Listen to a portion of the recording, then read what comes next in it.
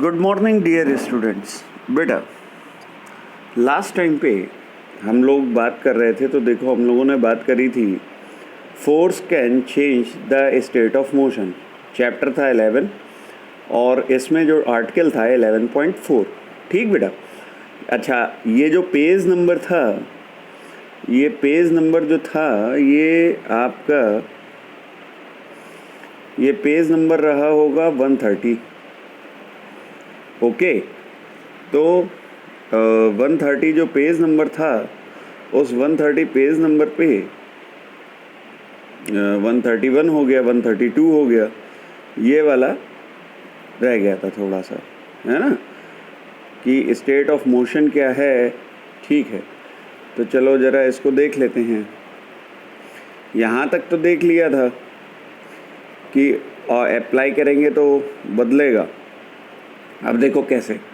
पहेली is curious about whether application of a force can only change the speed of an object. पहेली को ये जिज्ञासा हुई कि क्या एप्लीकेशन ऑफ फोर्स, बल लगाने से, कैन ओनली चेंज, केवल speed of an object, speed he change होती है। मतलब हमने देखा था कि भाई फुटबॉल का मैच है, एग्जाम्पल लो, फुटबॉल का मैच है, एक ने किक मारा तो बॉल रेस्ट पे थी, उसकी स्पीड 0 थी। हमने किक मार दी, उसमें कुछ स्पीड आ गई, 5 मीटर पर सेकेंड, 10 मीटर पर सेकेंड, 20 मीटर पर सेकेंड, कुछ भी स्पीड आ गया, वो बॉल रोल कर गया। अब सामने वाली जो अपोजिट टीम का प्लेयर है वो उसको रोकने की कोशिश करेगा, या गोलकीपर की तरफ वो जा रहा है तो गोलकीपर उसे रोकेगा। तो जब अगर वो रोक गया तो स्पीड अभी इंक्रीज करी थी, अब क्या होगी, डिक्रीज कर जाएगी, और डिक्रीज करने के बाद वो स्टॉप होके 0 हो जाएगा। मतलब 0 इंक्रीज डिक्रीज 0, ये हुआ। अच्छा, अब देखो, लेट अस फाइंड आउट, आओ देखते हैं, पता करते हैं। एक्टिविटी 11.4। ठीक है, क्या है, टेक ए बॉल, एक बॉल ले लो, place it on a level of surface, और उसे किसी सरफेस पे रख दो, as you did. Make the ball move by giving it a push, और बॉल में थोड़ा सा धक्का मारो। Now place a ruler in its path as shown in figure 11.8b। ठीक है, अब इसके सामने एक स्केल रख दो। ये देखो, ए में हमने पुश मारा और बी में हमने उसको स्टॉप कर दिया। ठीक, अब क्या होगा, repeat the activity and try to abstract the moving ball by placing the ruler in such a way that it makes different angles to its path। और हर बार बॉल को अलग एंगल में पुश मारो और हर एंगल पे रूलर रखो। In each case, हर case में, you note your observation about the direction of motion of the ball after it strike the ruler. ठीक है, बॉल कैसे स्ट्राइक करती है और कैसे वापस आती है, इसको नोट कर लो। ठीक है, अब इसको नोट करेंगे तो क्या होगा, लेट अस कंसीडर सम मोर एग्जाम्पल। कुछ और एग्जाम्पल लेते हैं। इन ए गेम ऑफ वॉलीबॉल, अब वॉलीबॉल की बात कर रहे हैं। अब वॉलीबॉल वो है जो नेट लगा देते हैं और इधर से उधर बॉल को प्लेस करते हैं।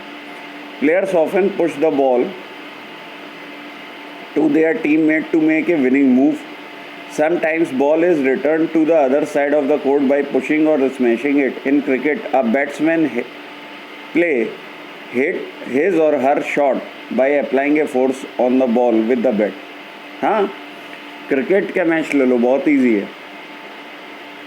बैट्समैन क्या करता है, वो हमेशा बॉल को पुश कर देता है, तो क्या होता है, चेंज इन डायरेक्शन होता है। Is there any change in direction of motion of the ball in these cases? Yes, answer is yes. In all these examples, the speed and direction of the moving ball change due to application of a force. यही important point था। क्या था, direction of moving ball change due to application of force. Speed and direction, यानी speed और direction यानी गति और दिशा दोनों बदली जा सकती हैं। Can you give a few more example of this kind? क्या तुम इस तरह के कुछ और एग्जाम्पल देख सकते हो? अ change in either speed of an object, speed change की मतलब चेंज में स्पीड में एक चेंज ऑब्जेक्ट या डायरेक्शन ऑफ मोशन और बोथ, या तो हम ऑब्जेक्ट की स्पीड में चेंज कर सकते हैं या उसके डायरेक्शन में चेंज कर सकते हैं या दोनों में कर सकते हैं। नॉर्मली दोनों में ही होता है। It is described as change in it states of motion, और इसी को change in states of motion कहते हैं। तो change in its state of motion में क्या होता है, या तो speed of an object change होगा या डायरेक्शन ऑफ मोशन चेंज होगा। Thus a force may bring a change in the state of motion of an object. तो फोर्स जो है वो चेंज कर जाएगा स्टेट ऑफ मोशन को ऑफ एन ऑब्जेक्ट। अब स्टेट ऑफ मोशन क्या है? The state of motion of an object is described is by its speed and the direction of motion. एक वस्तु की गति, स्टेट ऑफ मोशन को, गति है ना, या गति की जो दिशा है या जो कंडीशन है वो कैसे डिस्क्राइब करते हैं? By its speed and the direction of motion. The state of motion of an object is described by its speed and the direction of motion. ठीक है, स्पीड और डायरेक्शन ऑफ मोशन के base पे हम किसी object का state of motion decide करते हैं। The state of rest is considered to be state of zero speed. बात सही है। अगर अब कोई बॉडी रेस्ट में है यानी वो अपने प्लेस से अदर प्लेस पे मूव नहीं कर रही है, तो रेस्ट और मोशन को समझ लेते हैं आज पहले। देखो, अगर आपने एक पेन को टेबल पे रखा हुआ है या बॉल को टेबल पे रखा हुआ है और बॉल मूव नहीं कर रही है, तो वो रेस्ट की पोजीशन है, यानी it does not change its position with time. और आपने किसी बॉल को पुश कर दिया तो it continuously changing its position with respect to time, कि 1 सेकंड में यहाँ है, 2 सेकंड में यहाँ है, 1 मिनट पहले यहाँ थी, 1 मिनट बाद वहाँ है। तो क्या हुआ ये? After 1 minute the ball will go to another point. तो after 1 second, after 2 second, 3 second continuous path बना। तो वो कॉन्टिन्यूस पाथ क्या है? वही मोशन है। तो an object may be at rest और इन मोशन। ठीक है, एक ऑब्जेक्ट या तो रेस्ट में होता है या मोशन में होता है। And the state of rest is considered to be the state of zero speed. हाँ, और स्टेट ऑफ ज़ीरो स्पीड है। Both are in the states of motion. ठीक है, दोनों ही स्टेट्स ऑफ मोशन है, यानी स्टेट ऑफ रेस्ट और इन state of motion दोनों ही स्टेट्स ऑफ मोशन है। ये ध्यान रखेंगे। Does it means that application of a force would be able to result in a change in the state of motion of an object? क्या इसका ये मतलब है कि एक एप्लीकेशन ऑफ फोर्स यानी फोर्स लगाने से would always result in a change in the states of motion object, कि हर बार ऑब्जेक्ट की स्टेट ऑफ मोशन चेंज हो जाएगा? क्या ज़रूरी है? देखते हैं। It is common experience that many a time application of force does not result in a change of state of motion. बहुत सारे ऐसे एग्जाम्पल हैं जिसमें फोर्स लगाने से भी स्टेट ऑफ मोशन चेंज नहीं होता। For example, a heavy box may not move at all even you apply the maximum force that you can exert. कभी कभी एक बहुत भारी बॉक्स होता है, बहुत भारी बक्सा होता है घर में, और आप अकेले ही उसमें धक्का मारते रहो लेकिन वो अपनी जगह से हिलता नहीं है। Again, no effect of force is observed when you try to push a wall. और अगर अरे कुछ नहीं करो, एक दीवार कोई भी कमरे की लो, उस पर अपना हाथ रखो और उस पर फोर्स लगाओ, क्या दीवार हिलेगी? नहीं हिलेगी। यानी फोर्स तो लगाया लेकिन स्टेट्स ऑफ मोशन में चेंज हो ऐसा ज़रूरी नहीं है। ये उनके एग्जाम्पल हैं, एक्सेप्शंस हैं ये, बाकी में होगा, इनमें नहीं होगा। Force can change the shape of an object. Force से किसी शेप का, किसी ऑब्जेक्ट का शेप चेंज कर सकते हैं। ये है 11.5। ठीक है, तो क्या है activity 11.5? Some situations has been given in column 1 of table 11.2 in which objects are not free to move. ठीक है, कुछ ऐसे हैं कंडीशन जहाँ पे ऑब्जेक्ट्स को फ्री टू मूव नहीं है। Column 2 of the table suggest that manner in which a force applied. और टेबल 2 ऐसा मैनर बताता है जिसमें फोर्स अप्लाई किया जा सकता है। चलो देख लेते हैं। A lump of dough of a plate, ठीक है। अब देखो, pressing it down with your hands, how to apply. देखो सिचुएशन क्या थी कि हमारे पास एक बर्तन में आटा था, जैसे आपकी मदर बनाती है ना खाना, तो रोटी सेकती हैं, तो रोटी बेलती हैं, उसकी लोई बेलती हैं, तो कैसे बनता है कि आटे में पानी मिलाया और फिर आटे को गूंथा जाता है, तो लंप ऑफ डफ ऑन ए प्लेट। तो यहाँ पे यही बता रहा है। अब देखो फिगर देखो सामने बेटा, ये इसमें दिख रहा है कि 2 हैंड हैं, किसी मदर के ही हैंड हैं और वो आटा गूंथ रही हैं। तो क्या हो रहा है, अब change in its state of motion, तो यस होगा। अरे भाई अभी इससे पहले तो डफ तो रेस्ट में था ना, ए लंप ऑफ डफ ऑन अ प्लेट, तो ये तो रेस्ट में था और हमने उसमें मोशन क्रिएट किया, तो उसकी शेप चेंज हुई कि नहीं हुई? Change in shape, yes. Spring fixed on the seat of A bicycle, हाँ सही है, साइकिल की सीट में स्प्रिंग होती है, सोफे में स्प्रिंग होती है। By sitting on the seat, अब हम सीट पे बैठ गए तो वो दब गई ना, नीचे कंप्रेस हो गई,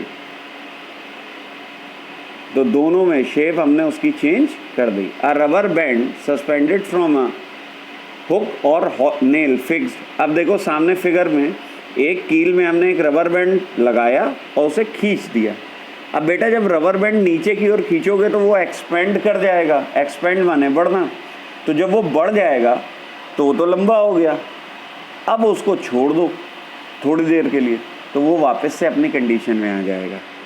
the plastic and a metal scale placed between 2 bricks, और अब प्लास्टिक और मेटल प्लेट को 2 ब्रिक के बीच में दबा दो। अरे वो टेढ़ी हो जाएगी by putting a weight at the centre of the scale, और बीच में कुछ वेट भी रख दो। तो फिगर में दिखा रहा है, देखो ये 2 ब्रिक्स थे और यहाँ पे प्लास्टिक प्लेट था, या ये स्केल यहाँ पे लिया है और इसके ऊपर एक येलो कलर का वेट रख दिया है और ब्लू और ग्रीन से ब्रिक दिखाए हैं, स्केल बीच में दिखाया है और येलो ऑरेंज कलर से उसको वेट दिखाया है। अब क्या करोगे, तो जब वेट रख दोगे तो वो वेट तो नीचे की ओर वर्क करेगा, फोर्स है, और ये 2 फोर्स इधर वर्क कर रहे थे, उसके एंड को बेंड कर रहे थे, तो क्या होगा, बेंडिंग ऑफ ए स्केल हो जाएगा। तो ये क्या हो गया, शेप चेंज हो गया। ठीक, अब आओ, what do you conclude from observation noticed in table 11.2। आपको 11.2 टेबल से क्या पता चला? What happens when you apply a force on A inflated balloon by pressing it between your palms.